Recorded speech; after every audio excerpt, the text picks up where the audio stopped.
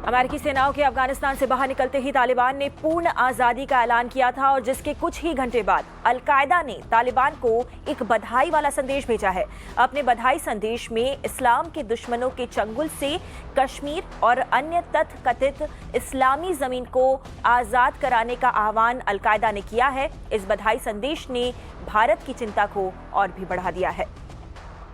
मारूफ रजा strategic affairs expert हमारे साथ जुड़ा है। मारूफ, समय निकालने के लिए शुक्रिया। अल-कायदा का ये जो ताज़ा बयान आया है तालिबान को बधाई देते हुए और कश्मीर का मुद्दा उठाते हुए ज़रूर भारत के लिए एक चिंता का विषय है, खासकर तब जब एक तरफ तालिबान अपनी इमेज मेकओवर पर ध्यान दे रहा है और दूसरी तरफ जितने भी अंतर्राष्ट्रीय देश हैं वो सभी अलग अलग प्लेटफॉर्म्स पर आकर इस बात को लेकर चिंता जाहिर कर रहे हैं कि कहीं अफगानी धरती का इस्तेमाल आतंक को पनाह देने के लिए ना हो। क्या इस स्टेटमेंट में भारत के लिए चिंता बढ़ाने वाले एलिमेंट्स मौजूद हैं या फिर हमें तालिबान के रिस्पॉन्स का इंतजार करना चाहिए?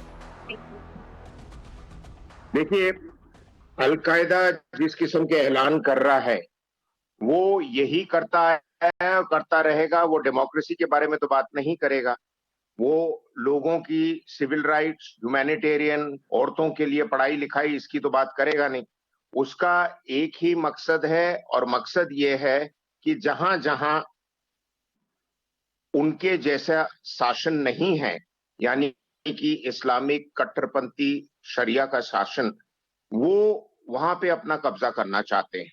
और बहुत समय से पाकिस्तान ने भी इनके साथ मिलके और इनके साथ अलग से भी यही किस्म के ऐलान किए हैं और जिससे कश्मीर के लोगों को भड़का के रखा गया है। लेकिन समझने वाली बात एक पहली ये है कि अल-कायदा एक अभी तालिबान और पाकिस्तान की मिलिट्री एजेंसीज से मिला जुला एक एजेंसी बन चुका है, जिसे अल-कायदा जो साउथ एशिया में है, यानी कि हमारे भारत के आसपास के देशों में है, वो अल-कायदा और जो अरब पेनिनसुला में काम कर रहे हैं, उन लोगों का अलग-अलग लक्ष्य है। अल-कायदा के काफ़ी भाग हो चुके हैं, हालाँकि जो उनका लीडर अभी भी है, ओसामा बिन लादेन के बाद बना था, अयमान अल-ज़वाहिरी, वो अभी भी ज़िंदा है, लेकिन कमज़ोर हालत में है, तबीयत उनकी सही नहीं है। तो वो मौका ढूंढ रहे हैं और उनको अपने फॉलोअर्स को इकट्ठा रखने के लिए एक किस्म का कुछ रोल देना पड़ेगा, जिसमें उन्होंने कश्मीर को भी शामिल कर दिया है। लेकिन इन लोगों सबका बड़ा लक्ष्य ये है कि जिस-जिस इलाके में वो बैठे हैं, खास करके अफगानिस्तान अब और जैसे पाकिस्तान और ईरान और सेंट्रल एशिया, वहां पे खास करके अमेरिका और अमेरिका के साथी जैसे नेटो कंट्रीज और यूरोपियन यूनियन, उनका कोई आना जाना ना रहे, इनकी कोशिश यही रही है और इसका ये पहले भी ऐलान कर चुके हैं कि वो दुनिया की जितनी जमीन को कब्जा करेंगे, वहां क्रिश्चियन सेनाओं से उनको फारिग करेंगे। दूसरी बात ये है कि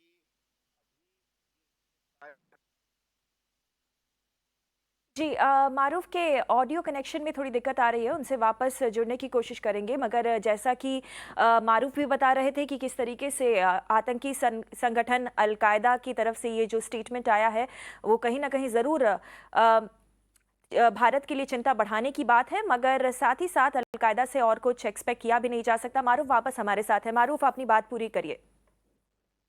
जी, मेहरबानी। दूसरी चीज ये है कि जो ये कश्मीर के ऐलान लगा रहे हैं, आपको ये समझना जरूरी है, चाहे अल-कायदा हो, चाहे तालिबान हो, चाहे पाकिस्तान के पॉलिटिशियंस हो और खास करके पाकिस्तान के सेना, वो कश्मीर का डंका बजा बजा के ही वो तमाम लोगों का और पाकिस्तान की तिजोरी से जितना भी कुछ निकाल सकते हैं, सपोर्ट ले सकते हैं, वो कश्मीर के नारे लगा के लेंगे। लेकिन अब वो हालत नहीं है कश्मीर में जो 20 साल पहले थी या 25 साल पहले थी, जब तालिबान और पाकिस्तान के लोग वहां घुस आए थे, क्योंकि एक तो उस टाइम भारत खुद ये मंजूर करने को तैयार नहीं था। ये एक बड़ा खेल है जिसमें भारत को निशाना बनाया गया है।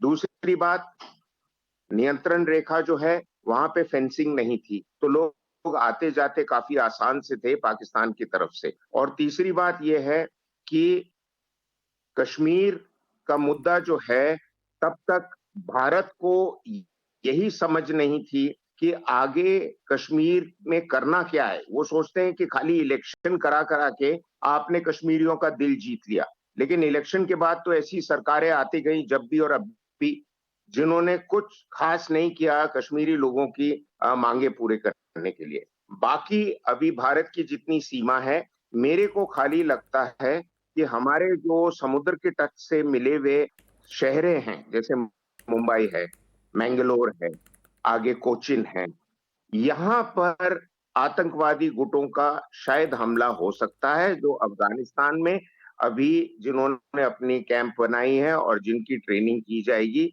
और उनको पाकिस्तान के जरिए नाव में बैठा के शायद वहां भेजेंगे।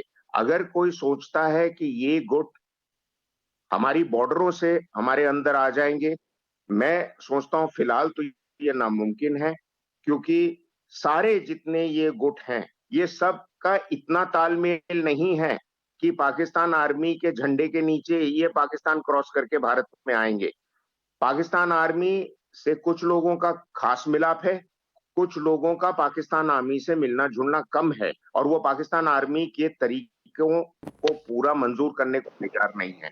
तो इस हालात के अंदर, हालांकि अफगानिस्तान में आतंकवादी गुट पहले से हैं, अल-कायदा और आईसिस कम से कम 4-5 साल से वहां है, लेकिन लश्कर-ए-तोयबा और जैश-ए-मोहम्मद जैसे ग्रुपों को भी पाकिस्तान ने वहां भेज दिया, क्योंकि दुनिया में वो ऐलान कर सकता है, भाई हमारी जमीन पे आतंकवादी नहीं है।